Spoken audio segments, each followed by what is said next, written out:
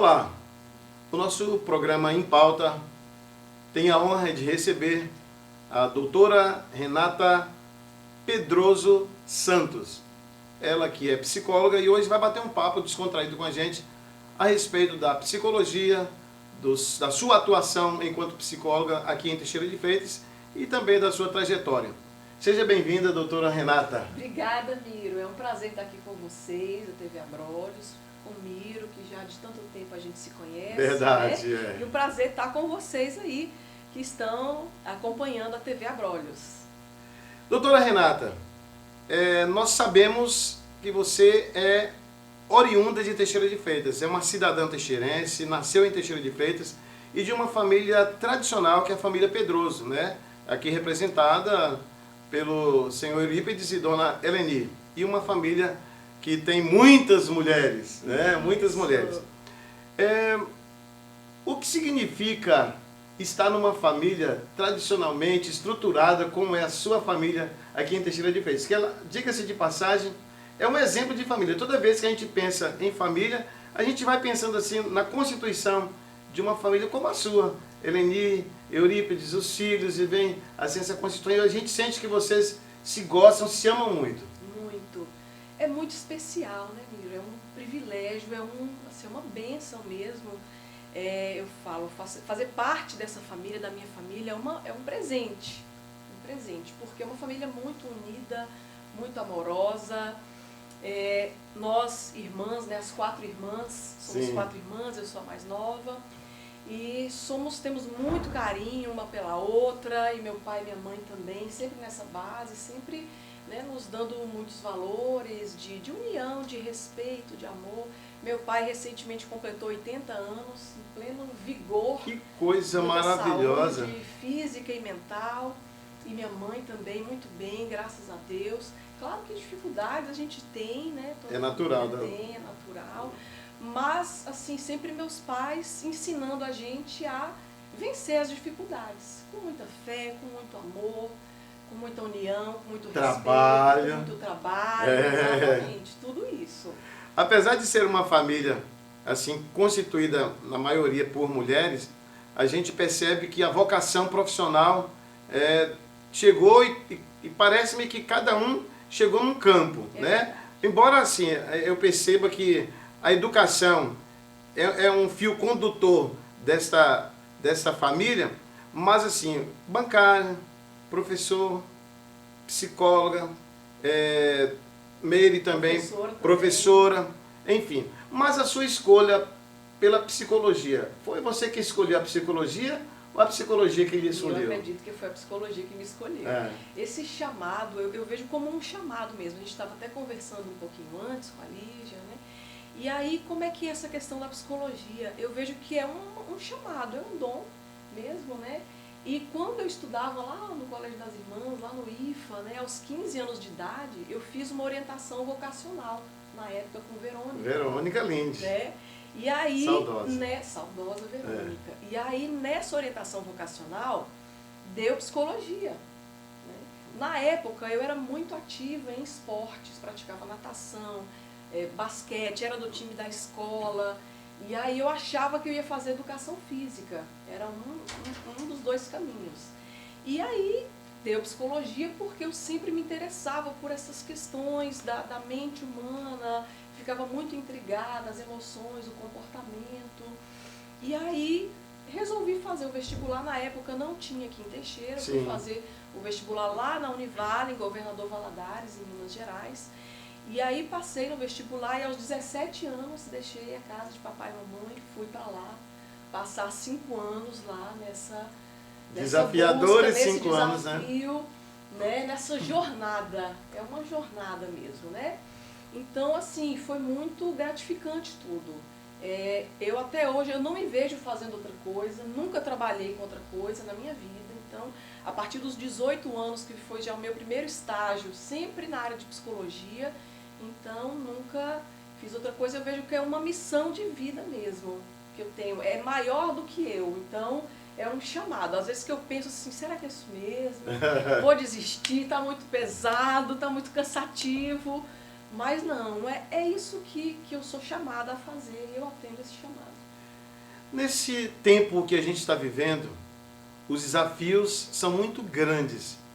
E a gente percebe, eu cheguei aqui e você conversava com a Lígia sobre essa questão da inversão de valores.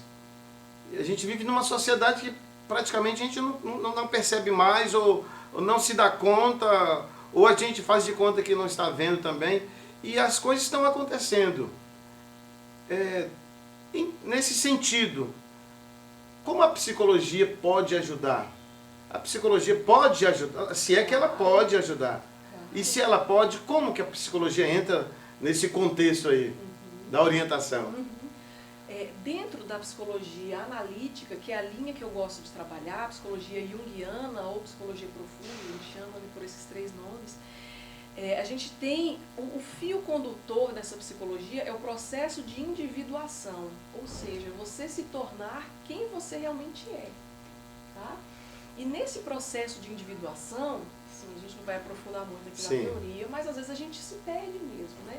Perde essa conexão com quem nós realmente somos. Então a psicologia vai ajudar nesse autoconhecimento, da pessoa voltar-se para ela mesma, saber quem ela é, quais são seus talentos, quais são suas potencialidades, quais são suas dificuldades, Sim. né?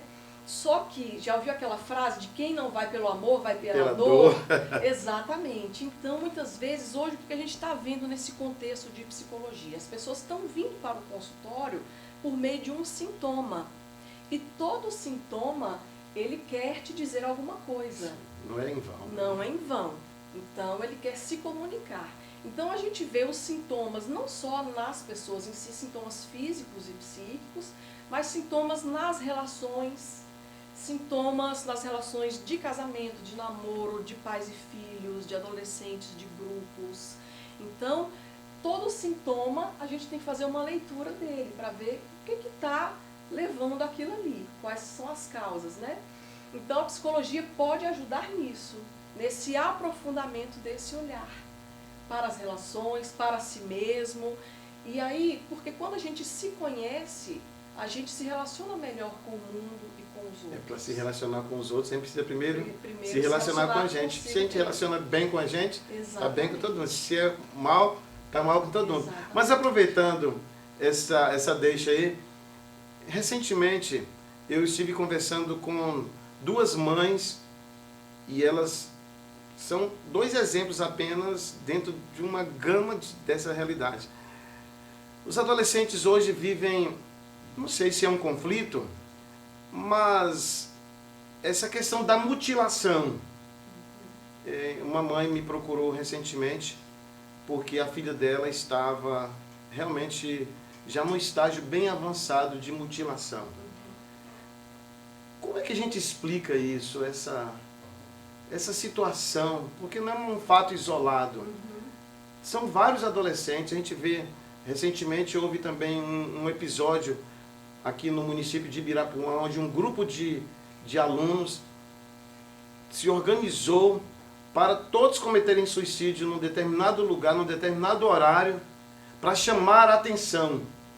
Você acha que hoje as relações estão muito distantes da relação de pai, filho, sei lá, ou a gente está correndo tanto que a gente não consegue perceber o que está acontecendo ao nosso redor. E a gente vê aí, então, as crianças, adolescentes, os jovens e até as pessoas adultas que não conseguem mais, não tem mais a condição de se ajudar e acabam entrando nessa onda que está aí, parece que a gente está entrando no túnel e que não tem saída.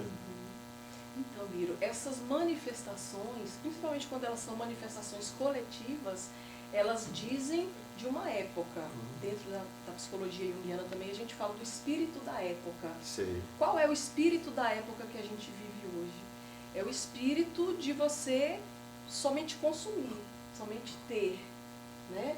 Então o ser está ficando um pouco esquecido. E aí nesse espírito de época, onde se você não tem um celular da melhor marca, ou você não é, o ser está ligado ao ter. Ao ter. Então esse grito coletivo, É uma comunicação coletiva mesmo, né? Se constela vários complexos aí do que a gente fala, né? E passar para o concreto, concretizar esse corte, é porque a gente não conseguiu simbolizar de outra forma. Então existem angústias, existem tristezas, existem frustrações, tem uma outra questão também de não ter aprendido a lidar com o sofrimento, por isso que a gente sofre tanto. Não aprendeu-se a lidar com frustrações, por isso que vivemos tão frustrados. Que são sentimentos e situações inerentes à vida humana. À vida humana, mas isso também é aprendido. Também a gente precisa passar por um processo de aprendizado para aprender a falar sobre o que sentimos, para aprender a externar aquilo que está dentro da gente, aprender que nem tudo a gente vai ter, nem tudo a gente vai ser, cada um é de um jeito, entender as diferenças. Tempo, né? Então, muitas vezes também a gente quer padronizar esses adolescentes, quer padronizar as pessoas. Todos hoje em dia têm que, depois que termina o ensino médio, fazer o Enem, entrar numa faculdade, ter uma profissão, trabalhar, ganhar dinheiro, e principalmente casa, fazer medicina, que está na moda agora a medicina. Na moda. Então, assim, a gente tenta encaixotar as pessoas e aí esses adolescentes, eles estão entrando num processo de dizer, oi, eu sou diferente disso. Então é um processo de tentar falar de uma forma prejudicial, mas tentar comunicar que existe aí um sofrimento. E também a gente pode analisar da seguinte forma, a automutilação é uma atitude de autoagressividade. Você acha que é para chamar atenção? Também chamar a tem atenção isso? no sentido de tem alguma coisa acontecendo ali. Não que seja conscientemente que aquele adolescente vai falar assim, ah, eu vou me cortar porque aí todo mundo vai olhar para mim. Conscientemente não. Mas inconscientemente, esse sistema psíquico desses adolescentes estão tentando nos comunicar algo importante. Que é, para onde que essa agressividade está sendo canalizada? Para onde que ela deveria ser canalizada? Porque a agressividade, às vezes, tem uma conotação negativa. Sim. Mas a agressividade também é aquilo que nos impulsiona para a ação. E às vezes a gente despreparado também age com mais agressividade, no sentido de querer calar, né, e anular aquela reação. E não vai calar. Não vai calar. Outras virão, porque o inconsciente, ele tenta falar a qualquer custo. Se não for através de um sintoma, é através de outro. Tanto é que, às vezes, você não olha para si mesmo, não sabe como é que você está, o seu dinamismo psíquico e físico, porque é uma coisa só, está interligado, como é que está. Então, às vezes, você tem uma ansiedade, aí você não trata aquela ansiedade some, e aí você acaba desenvolvendo um transtorno de pânico, e você também não trata. E talvez aquilo some com os anos, e aí você não trata e vem uma depressão. Às vezes não são coisas diferentes. É a mesma coisa, o seu sistema psíquico tentando te comunicar que algo não vai bem e você não está ouvindo. Então ele tenta comunicar de um jeito, tenta comunicar de outro, até que você compreenda e olhe para ver onde é que está aquele conflito. Então os adolescentes são isso. E também assim, está se perdendo o sentido de vida. Eu já atendi pacientes com 30 anos que já tinham uma formação em engenharia, já tinham um posto de trabalho numa empresa multinacional, tinha seu carro, tinha seu apartamento. E agora? É isso que é a vida? Só isso, né? É isso. E aí? Agora eu vou fazer o quê? Sem sentido, frustrado, ou muitas vezes entrando em crises de pânico. Né? Aproveitando essa sua resposta e essa informação tão rica e o pouco tempo que a gente tem aqui no programa, eu sei que a sua formação você tem um currículo exemplar, com algumas especializações muito boas em RH, em gestão de pessoas, enfim.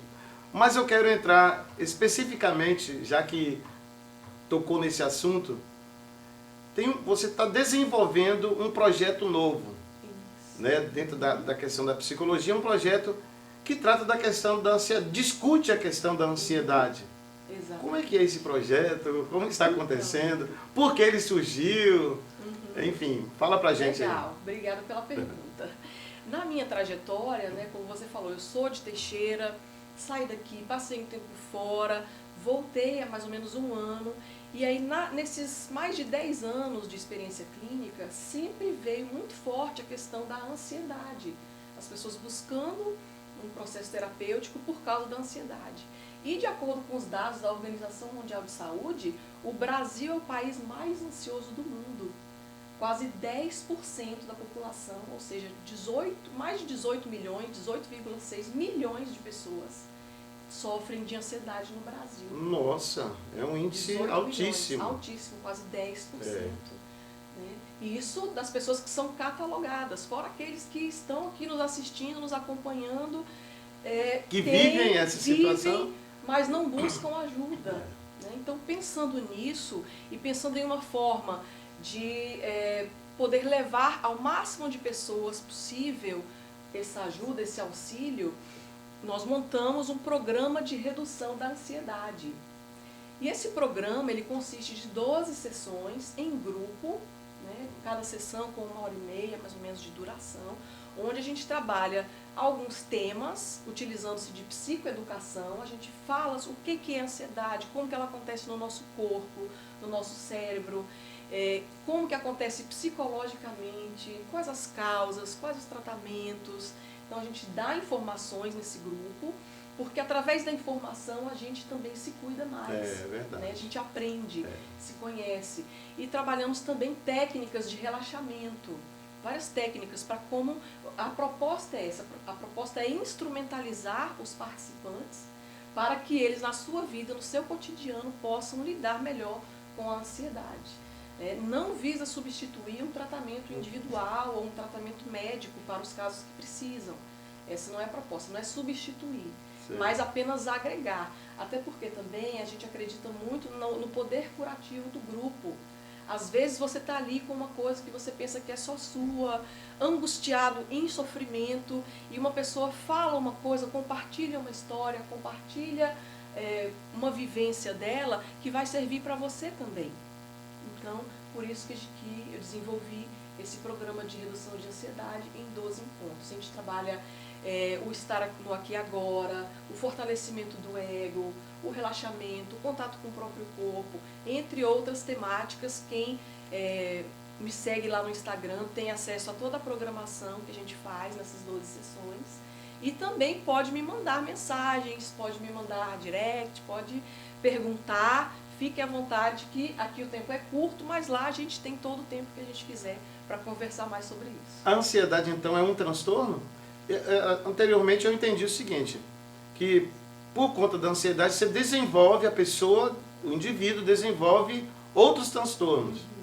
Compulsividade, depressão, síndrome do pânico. Hoje está, eu não vou dizer comum, não sei se seria comum, mas também há um índice muito grande de pessoas acometidas de depressão e síndrome do pânico. Sim. Você atende muitos pacientes nessa situação? Atendo sim. E realmente é um número crescente mesmo. Segundo dados também da OMS, a depressão vai ser a segunda doença que mais vai matar no mundo. Daqui a em 2020, se não me engano, já a previsão era agora, né? Perdendo apenas para as doenças do coração. Nossa, que triste. Que triste, ao mesmo tempo, também um alerta. Um alerta. Exatamente. As pessoas, aí essa terapia em grupo, mas também não dispensa o tratamento individualizado. As pessoas que nos assistem, vocês que nos acompanham agora nessa entrevista, e que se interessam ou passam por uma situação e se interessam por um acompanhamento psicológico, como essas pessoas podem fazer para encontrar a doutora Renata Pedroso Santos? No Instagram, pode me contactar pelo Instagram, por telefone, que a gente pode deixar, né, o telefone para quem quiser me acompanhar.